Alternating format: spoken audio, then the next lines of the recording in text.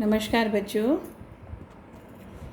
विविध प्रश्नावली हमारी जो चैप्टर है एप्लीकेशन ऑफ डेरिवेटिव्स यानी अवकलन के अनुप्रयोग, ये हमारी चल रही थी और मैंने 5वें क्वेश्चन तक का एक्सप्लेनेशन आपको भेजा था। प्रश्न नंबर 6 पर आएंगे।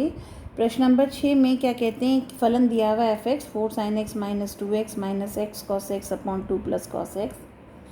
आपसे पूछा है कि किस अंतराल में यानी x के किन मानों के लिए ये फलन वर्धमान होगा और या फिर आपका ह्रास मान होगा, डिक्रीजिंग होगा। यानी तो आपको पता है कोई भी फलन वर्धमान यानी इंक्रीजिंग होता है जब f dash x greater than equal to 0 होता है। अगर यहाँ स्ट्रिक्टली इंक्रीजिंग कहते, सिर्फ वर्धमान कहते, तो यहाँ सिर्फ ग्रेटर देन 0 का साइन लगता। हालांकि आपका आंसर जो आ रहा है वो स्ट्रिक्टली इंक्रीजिंग के हिसाब से आ रहा है, पीछे जो किताब के पीछे दिया है, लेकिन चूंकि यहाँ इन्होंने इंक्रीजिंग शब्द यूज़ किया है यानी वर्धमान शब्द यूज़ किया है, सिर्फ वर्धमान नहीं कहा, स्ट्रिक्टली इंक्रीजिंग नहीं कहा, तो अब उसमें हम ग्रेटर देन इक्वल टू दोनों वाला केस लेंगे। तो दोनों ही स्थिति में वर्धमान जब होता है जब एफ डैश एक्स 0 से बड़ा होता है या बराबर होता है, डिक्रीजिंग यानी ह्रासमान जब होता है जब एफ डैश एक्स 0 से छोटा होता है या बराबर होता है। तो ऐसी स्थिति के लिए हमें एफ डैश एक्स निकालना ही पड़ेगा। तो यहाँ एफ डैश एक्स को निकाला है, वही आपका डिवीजन रूल लगा है, ऊपर वाले का डिफरेंशियल यहाँ, नीचे वाला ऐसे की ऐसे, माइनस ऊपर वाला ऐसे की ऐसे और नीचे वाले का डिफरेंशियल यहाँ पर नीचे का वर्ग। इसके बाद अब ये सिंपल सॉल्व है, यहाँ पर जो कटता पिटता है काट पीट के, और ये सिंपल कैलकुलेशन है, आप देख लेंगे, कोई दिक्कत की बात नहीं है। 4 cos x minus cos x 3 cos x हो गया और फिर इन्हें यहाँ मल्टीप्लाई कर लिया, इधर भी ये मल्टीप्लाई कर दिया, मल्टीप्लाई करके सारे खोल दिए, काट, उसके बाद जो कट पिट रहा है काट पीट कर आप यहाँ पर जो हमारे पास बचेगा, एक तो 4 sin स्क्वायर x, यहाँ बस ये देख लीजिए क्या किया है हमारे पास, यहाँ बचा था 4 sin square x plus 3 cos square x। तो 3 sin square x, 4 sin square x को 3 में, तो 3 sin स्क्वायर x ये रहा और 1 sin स्क्वायर x ये रहा, ताकि 3 sin square x plus 3 cos square x तो एक साथ रख लें और बचा हुआ 1 sin स्क्वायर x हमने यहाँ रखा। इसके बाद प्लस का 6 cos x माइनस का 2 cos x बचा, प्लस का 4 cos x और माइनस 4 ये आपका ये रहा, बाकी कट पिट गया, ये 1 हो गया। फिर 3 माइनस 4 बन गया आपका -1 और फिर साइन स्क्वायर x माइनस 1 का बन गया minus cos square x plus 4 cos x upon 2 plus cos x. 1 minus sine square x cos square x होता है तो माइनस कॉमन निकाल के ये कॉस माइनस का कॉस स्क्वायर एक्स बचेगा, ऊपर से कॉस एक्स हमने बाहर निकाल लिया। अब आपके पास अल्टीमेटली एफ डैश एक्स बचा cos x 4 minus cos x ऊपर, नीचे 2 प्लस कॉस एक्स का पूर्ण वर्ग। अब हमें वर्धमान के लिए बताना है कि ये जो एफ डैश एक्स हमने निकाला था ये वाला, ये 0 से बड़ा हो तो कब बड़ा हो। अब आप एक चीज़ देखेंगे, जो 2 प्लस कॉस एक्स का वर्ग है, क्योंकि ये वर्ग है, किसी भी संख्या का वर्ग हमेशा 0 से बड़ा होता है या बराबर होता है। कॉस एक्स का सबसे कम मान कितना होगा -1, तो इसमें से 2 माइनस 1 भी करेंगे तब भी 1 बचेगा, सबसे बड़ा मान 1 होता है, वो करेंगे तो 3 बनेगा। तो कहने का मतलब ये 0 भी कभी नहीं होगा, यानी ये हमेशा 0 से बड़ा होगा, 0 भी ये कभी नहीं होगा नीचे वाली संख्या, तो ये हमेशा धनात्मक होगी। अब बात करते हैं cos x की। cos x जो होता है उसका मान क्या होता है, -1 और +1 के बीच में लाई करता है, आप सब जानते हैं, इसमें कोई नई चीज़ नहीं है। अब मैंने इसी को माइनस से गुणा कर दिया, -1 से, क्योंकि मुझे माइनस cos x का मान चाहिए, तो माइनस से गुणा करते ये प्लस का 1 हो गया, ये साइन पलट गए और ये minus cos x greater than -1। सारे में मैंने 4 जोड़ दिया, तो 4 + 1 4 plus minus cos x 4 plus -1, तो कहने का मतलब 4 माइनस cos x का मान 5 और 3 के बीच में होगा, तो निश्चित तौर पे 4 माइनस cos x क्या होगा, 0 से बड़ा होगा, यानी ये भी धनात्मक ये भी धनात्मक। तो अब एफ डैश एक्स धनात्मक हो या ऋणात्मक हो, यानी 0 से बड़ा हो या 0 से छोटा हो, ये सिर्फ किस चीज़ पर डिपेंड कर गया, cos x पे।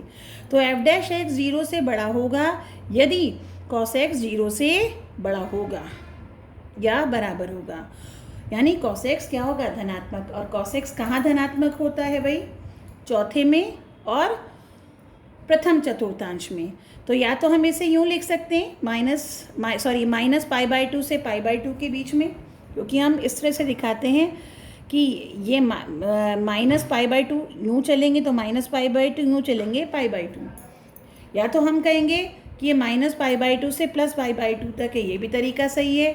या फिर आप इसे कह सकते हैं 0 से π/2 यानी प्रथम चतुर्थांश में होगा, या फिर यूनियन करके कहाँ होगा, 3π/2 से 2π। अगर आप सिर्फ 0 से 2π के बीच में अगर देखते हैं तो आप इसको ऐसे भी लिख सकते हैं, बोथ आर करेक्ट। अगर कोई स्पेसिफिकली ना कहा हो कि आपको 0 से 2π के बीच में ही देखना है तो आप दोनों तरह से कर सकते हैं। तो यानी कुल मिलाकर बात ये आती है कि प्रथम चतुर्थांश और चौथे चतुर्थांश में cos पॉजिटिव होता है, तो x का मान यानी कोण जो होगा वो चतुर्थ चतुर्थांश का कोण होगा या प्रथम चतुर्थांश का कोण होगा। इसके उलट अगर ह्रासमान होता है तो ये तब संभव है जब क्या होगा, cos x क्या हो, 0 से छोटा, यानी cos x क्या हो, नेगेटिव हो। और cos x नेगेटिव कहाँ होता है, दूसरे और तीसरे चतुर्थांश में, यानी π/2 से π और फिर π से 3π/2, यानी यहाँ से यहाँ तक ये, यानी π/2 से 3π/2 तक ये क्या होगा, ह्रासमान होगा। तो ये आपका था प्रश्न नंबर 6। अब आते हैं प्रश्न नंबर 7। प्रश्न नंबर 7 भी बिल्कुल इसी तरह का ही क्वेश्चन है।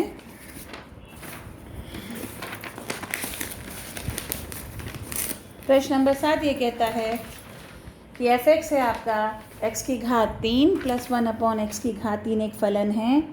कहते x 0 नहीं होगा, यहाँ पहले ही बताया ये, क्योंकि 0 पर फंक्शन डिफाइन ही नहीं है। तो ये कहते हैं कि x के किन मानों के लिए फलन इंक्रीजिंग यानी वर्धमान होगा और x के किन मानों के लिए फलन ह्रासमान होगा। फिर उसी तरह से हमने फर्स्ट डेरिवेटिव लिया, क्योंकि उसी से ही आपका पता चलेगा। तो ये 3x², इसका डिफरेंशियल x की पावर -3 बनाते हुए तो -3x की पावर -4, इसका डिफरेंशियल आएगा, -4 को नीचे लाने पर +4 हो जाएगा। तो ये डिफरेंशियल आ गया। अब इसे अगर हम कैलकुलेट करेंगे, इसको सॉल्व करेंगे तो x की पावर 4 एलसीएम आया, 3 दोनों में से कॉमन निकाल लिया बाहर, x की पावर 6 -1 ऊपर बचा। अब x की पावर 6 -1 को मैं लिख रही हूँ x की पावर 2 की पावर 3 और 1 को पावर 3 लिख रही हूँ। और अब मैं लगाऊंगी a³ - b³ का सूत्र। आपको पता होता है a - b a² + ab + b², ये वाला मैं सूत्र लगा रही हूँ।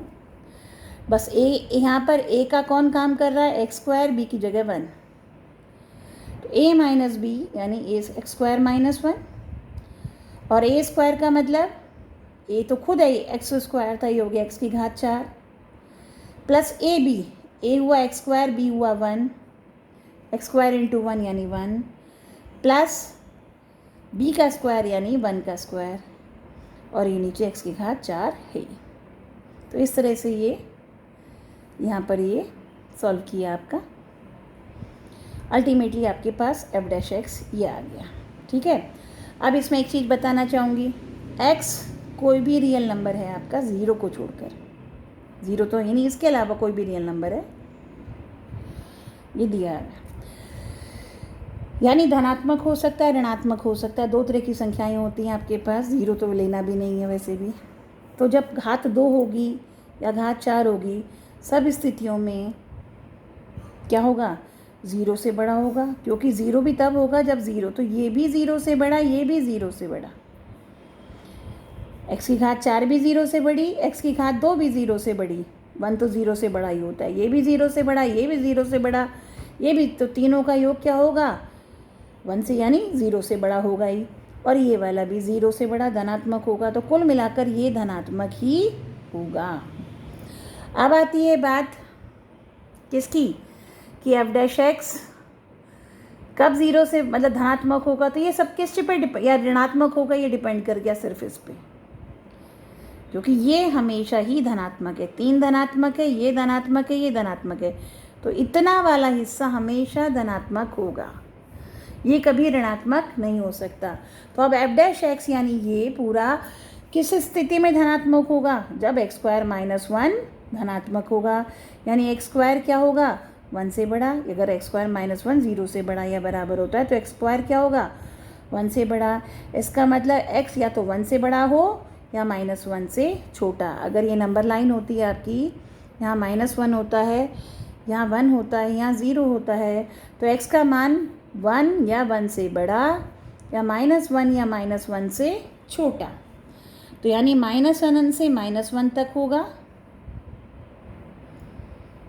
क्योंकि यहाँ भी स्ट्रिक्टली इंक्रीजिंग नहीं है, ये तो आपका वो रहेगा ही।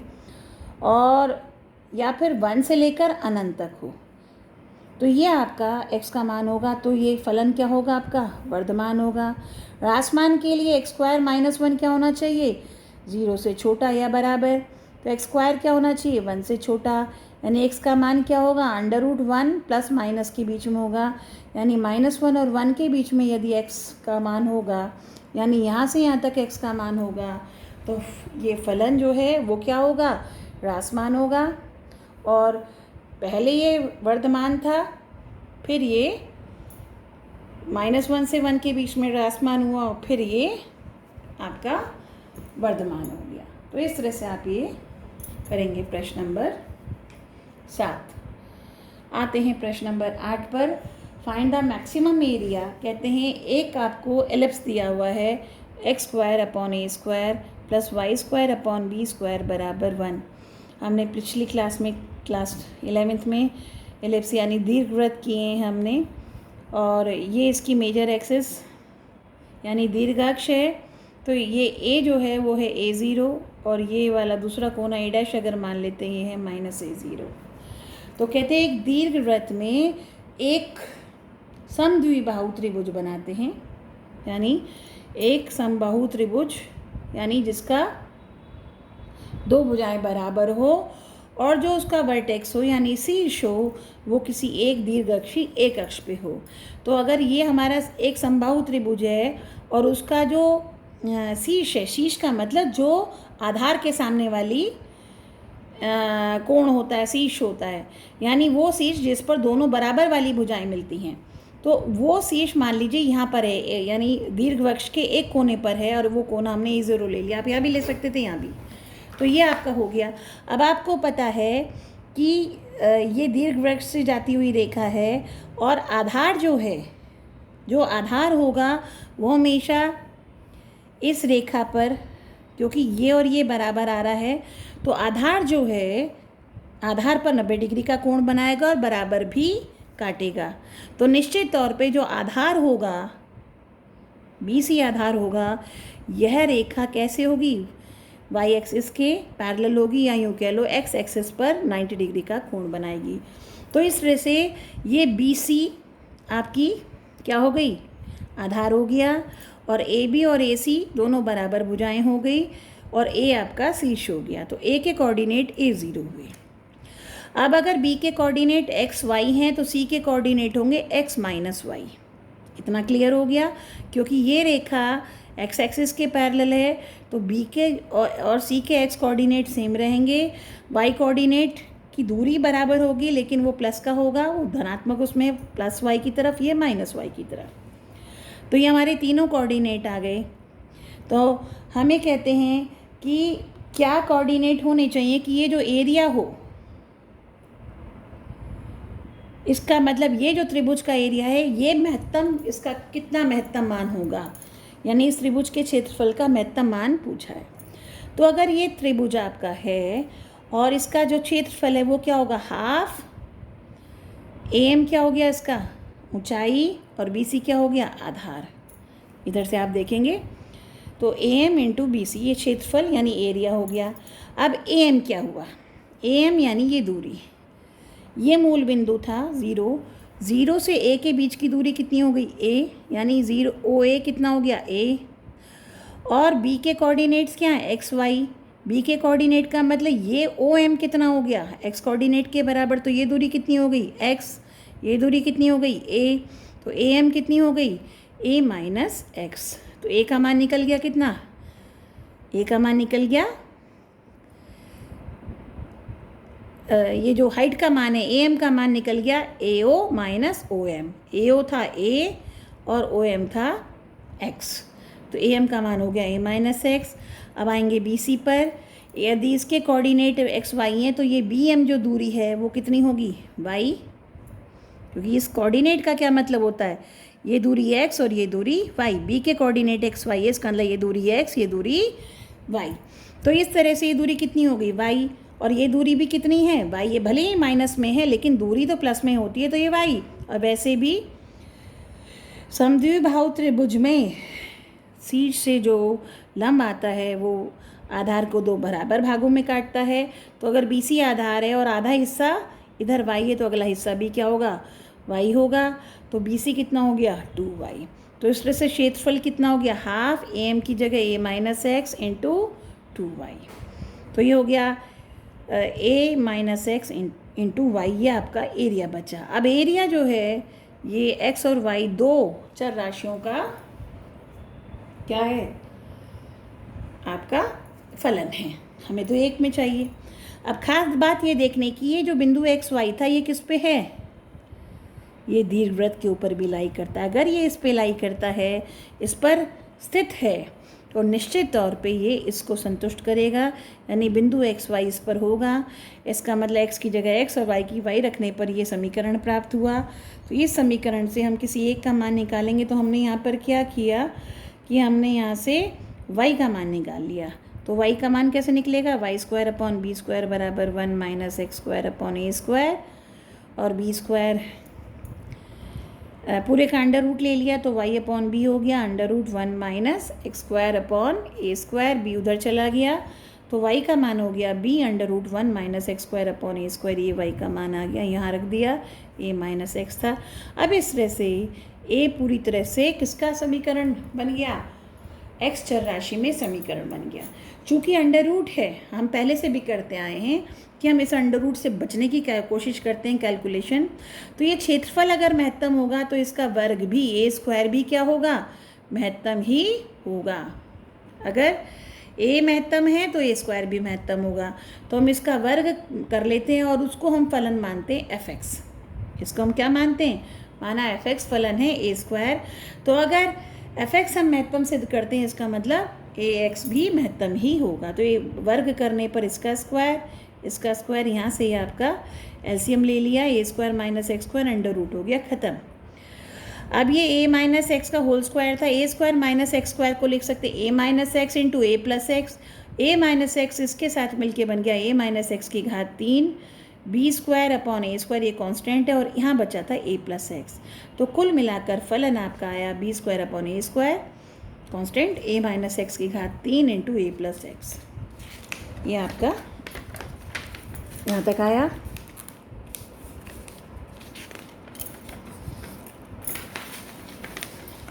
अब इसका लेंगे हम डिफ्रेंसिएशन, एफ डैश एक्स लेंगे महत्तम मिनिमम के लिए। ये आपका तो यहाँ एफ एक्स इतना आ रहा था, इसका डिफ्रेंसिएशन हम लेंगे एफ डैश एक्स। और प्रोडक्ट रूल लगाएंगे एक बार इसका बी स्क्वायर अपॉन ए स्क्वायर बाहर रखते हुए, एक बार इसका डिफरेंशियल ये ऐसे कि ऐसे, एक बार इसका डिफरेंशियल ये ऐसे कि ऐसे। तो यहाँ देख रहे हैं बी स्क्वायर अपॉन ए स्क्वायर बाहर, इसका डिफरेंशियल क्या होगा 3a माइनस एक्स की घात 2 और फिर माइनस एक्स का डिफरेंशियल -1। तो -3 कर दिया a माइनस एक्स की घात 2 और a प्लस एक्स ऐसे की ऐसे। अगले में a माइनस एक्स की घात 3 प्लस करते हुए, क्योंकि गुणनफल वाला नियम है, 3 यहाँ पर ऐसे की ऐसे, और a प्लस एक्स का डिफरेंशियल क्या होगा 1, तो 1 लिखने की ज़रूरत नहीं है। तो ये डिफरेंशियल आ गया आपका। अब अगर ये डिफरेंशियल है, अब इसे a माइनस एक्स की घात 2 यहाँ है, 3 यहाँ है, 2 बाहर निकाल लिया, यहाँ बचा -3a प्लस एक्स, तो -3a माइनस 3x, यहाँ बचा a माइनस एक्स। इसे सॉल्व करके आया -2a माइनस 4x।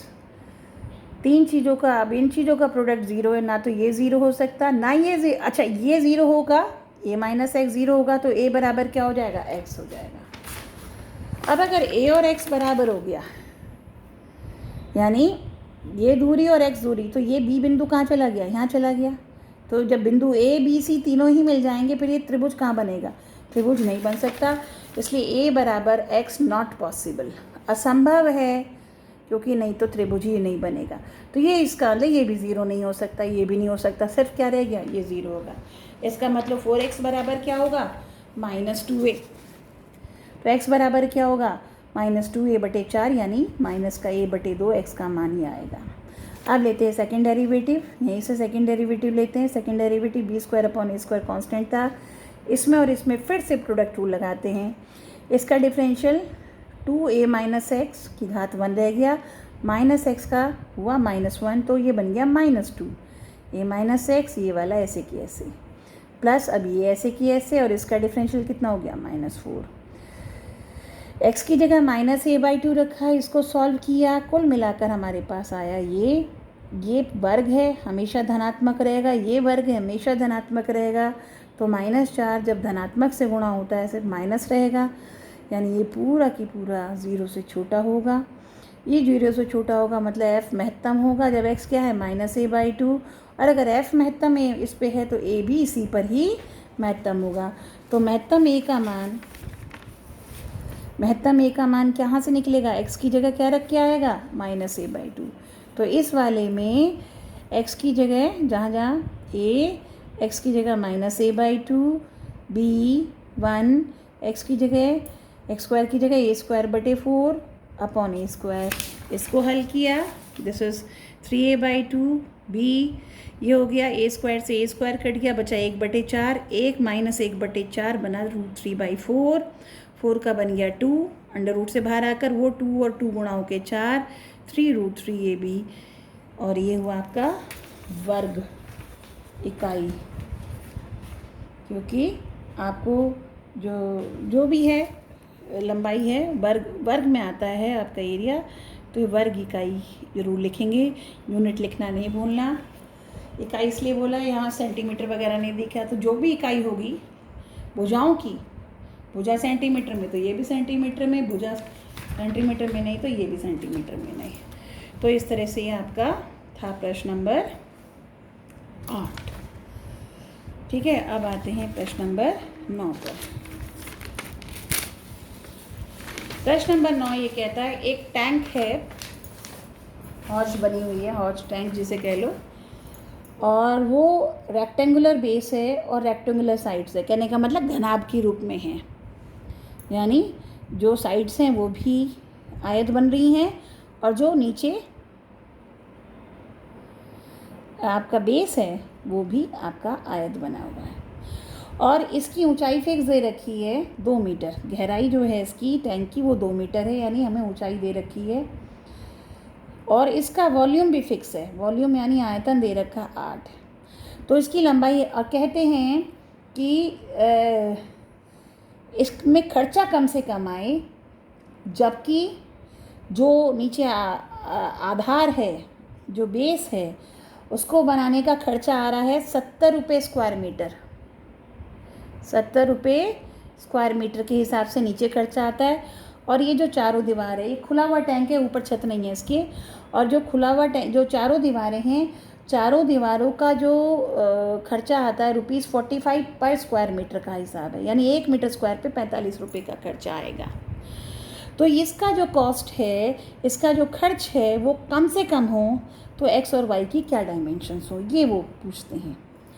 तो हमने कहा मान लीजिए लंबाई x है, चौड़ाई y है, और हाइट आपको 2 दे रखी है, वॉल्यूम क्या होता है यानी आयतन क्या होता है, L × B × H, लंबाई गुणा चौड़ाई गुणा ऊंचाई, ऊंचाई 2 हो गई, तो लंबाई इंटू चौड़ाई कितना हुआ, 8/2 यानी 4। तो ये समीकरण 1 हो गया आपका, ये आपको दिया है। अब हम पहले कॉस्ट निकालेंगे।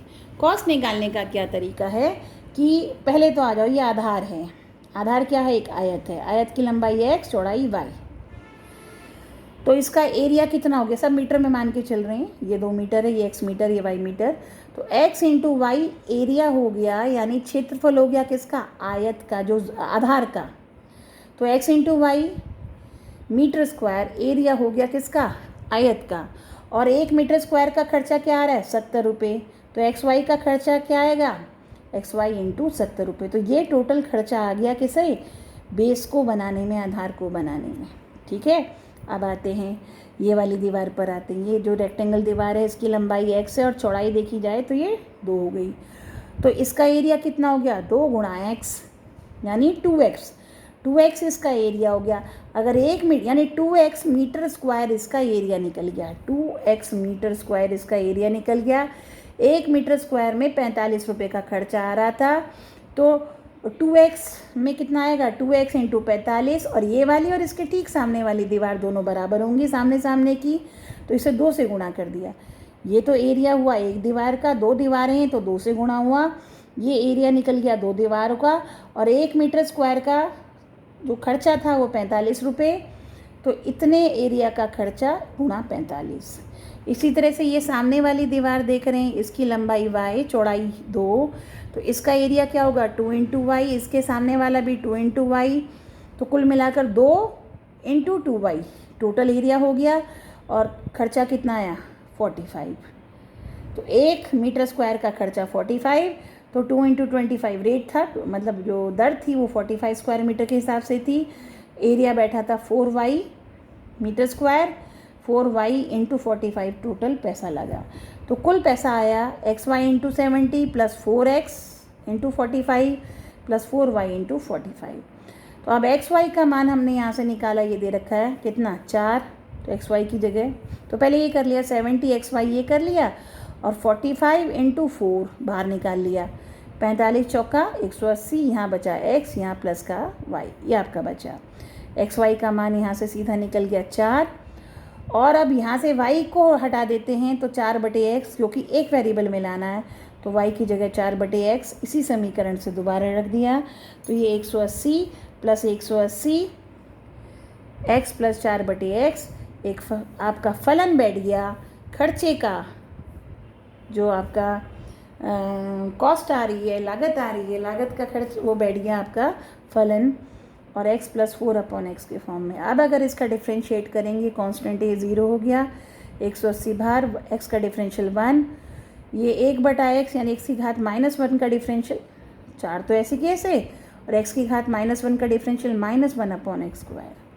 ये आपका फर्स्ट डेरिवेटिव आया, इसको 0 रखा, इसका मतलब ये 0 होगा, 180 0 नहीं हो सकता, यानी x² - 4 0 होगा, यानी x² कितना होगा 4, यानी x का मान क्या आएगा प्लस -2 ले नहीं सकते क्योंकि x है लंबाई कभी नेगेटिव नहीं हो सकती, तो x का मान कितना बचा 2।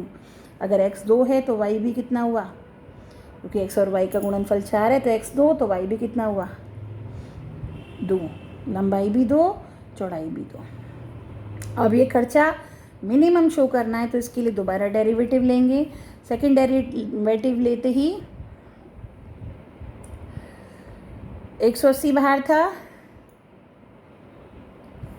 180 बाहर रह गया, इंटू इसका डिफरेंशियल करेंगे -4 इंटू ये x की घात -2 था तो -2 x की घात -3, -2 -4 बन गया +8/x की घात 3।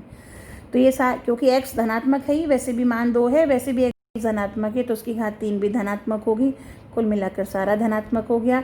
जब सेकंड डेरिवेटिव धनात्मक आता है इसका मतलब c निम्नतम होगा जब x का मान क्या होगा 2, और जब x का मान 2 होगा तो y भी 2 होगा। अतः निम्न जो खर्चा था निम्नतम खर्चा बन जाएगा जब x को 2 रखेंगे और y को 2 रखेंगे। तो ये तो आपका पहले से ही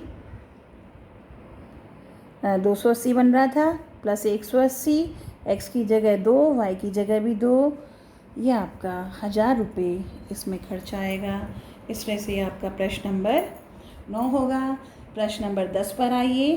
प्रश्न नंबर 10 ये कहता है, ये एक सर्किल है जिसकी त्रिज्या हमने y मान ली, एक स्क्वायर है जिसकी एक भुजा x मान ली, इन दोनों का इसकी परिधि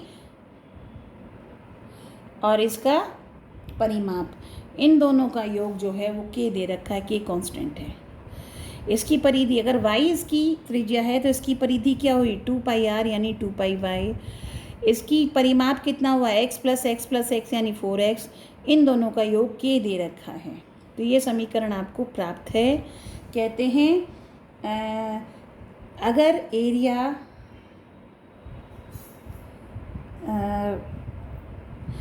इन दोनों का योग, एरिया का योग यानी क्षेत्रफल का योग निम्नतम हो, अगर निम्नतम आए तब सिद्ध कीजिए कि जो x है यानी साइड ऑफ द स्क्वायर है, वर्ग की जो भुजा है वो डबल होगी, यानी किसकी, त्रिज्या की, यानी x बराबर 2y आपको शो करना है, सिद्ध करके दिखाना है। x बराबर 2y आपको सिद्ध करके दिखाना है। तो अगेन ये एरिया जो है जिसको आपको मिनिमाइज़ करना है, ये फंक्शन किसका, x दोनों में आ रहा है। तो जो समीकरण दिया है इसमें हमने क्या किया, एक्स स्क्वायर का मान निकाल लिया, x का मान निकाल के रख दिया, y में फलन बना दिया। तो 4x कितना हुआ, k माइनस 2πy, x कितना हुआ, k माइनस 2πy अपॉन 4, तो x स्क्वायर कितना हो, k माइनस 2πy अपॉन 4 का वर्ग, एक्स स्क्वायर का मान यहाँ रख दिया। अब इस तरह से ये a फलन जो था वो सिर्फ y में बन गया। इसका डिफ्रेंसिएशन किया, डिफ्रेंसिएशन में कई बार करा चुकी हूँ, मुझे लगता है अब आपको ये समझ आ जाएगा। ये सॉल्व करते करते हमारा ये यहाँ तक आया, तो y का मान आया हमारा सॉल्व करने पर 2k अपॉन 4 प्लस पाई, यानी k upon 2 4 plus pi y का मान आया डेरिवेटिव को ज़ीरो रखने पर। अब y के इस मान के लिए सेकंड डेरिवेटिव निकालते हैं। सेकंड डेरिवेटिव कहाँ से करेंगे, हम यहाँ से कर लेंगे। तो इसका आया 2 पाई, y का 1 हो गया, y के रिस्पेक्ट में ले रहे हैं, माइनस 4 π/4 था, अंदर ये 0 और ये गया माइनस 2 पाई। तो ये आपका डेरिवेटिव आया, y तो है ही नहीं यहाँ पर, तो y को रखने की ज़रूरत ही नहीं पड़ी। माइनस माइनस हो गया प्लस, तो ये भी प्लस का, ये भी प्लस का, तो सारा ही कुल मिला के प्लस का हो गया। यानी जब सेकंड डेरिवेटिव 0 से बड़ा आता है तो a क्या हो गया, निम्नतम हो गया। यानी दोनों का एरिया का, क्षेत्रफल का योग जो है वो निम्नतम आएगा जब y का मान इतना आ रहा है। अब y का इतना मान आ रहा है तो x कैसे निकालेंगे, k माइनस 2πy अपॉन 4। तो x का मान हुआ k माइनस 2 पाई और y का मान रखा k अपॉन 2 4 प्लस पाई रख के अपॉन 4। यहाँ से काट पीट के आप खुद कैलकुलेशन कर लेंगे, थोड़ी कम जगह में मैंने घुसा दिया है, आप समझ जाएंगे, अपने आप करेंगे, आपको अपने आप समझ आ जाएगा। तो x का मान आया k upon 4 plus pi, y का मान था k अपॉन 2 4 प्लस पाई। तो y जो था ये वाला हिस्सा क्या बन गया, x, तो y कितना हो गया, x अपॉन 2, तो x कितना हो गया 2y, और यही आपको सिद्ध करना था। तो ये था प्रश्न नंबर आपका 10। तो यहाँ तक ये क्वेश्चन इस वीडियो में, ताकि वीडियो लंबी ना बने, फिर वीडियो को अपलोड करने में दिक्कत आती है। फिर अगले क्वेश्चन अगले वीडियो में एक्सप्लेन करेंगे। Thank you.